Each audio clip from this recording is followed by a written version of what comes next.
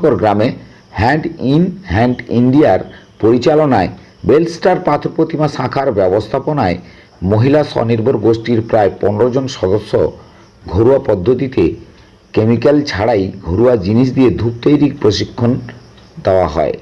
এই ধূপ ধুনোর কাজ করবে। এই ধূপ ব্যবহারের উপকারিতা: কোনো কেমিক্যাল ব্যবহার করা হয় না। এই ধূপ ব্যবহারে আলাদা করে ধুনো দেওয়ার প্রয়োজন হয় না। ধুনোচিতে ধুনো দিলে আগুনের ফুলকি উড়ে অগ্নিকাণ্ডের সম্ভাবনা থাকে, যা এই ধূপ ব্যবহারের ক্ষেত্রে নিরাপদ। নারকেল ছোবড়া দুষ্প্রাপ্য। কেমিক্যাল ছাড়াই অত্যন্ত সুগন্ধি এই ধূপ তৈরির ব্যবহার করা হয়েছে। শুকনো ফুলের গুঁড়ো, কর্পূর, ধুনো, গোলাপ জল, কাঠের ভুসি, দারুচিনি। এই ধূপ তৈরির প্রশিক্ষণ স্বনির্ভর গোষ্ঠীর মহিলাদের হাত ধরে শেখানো হয়।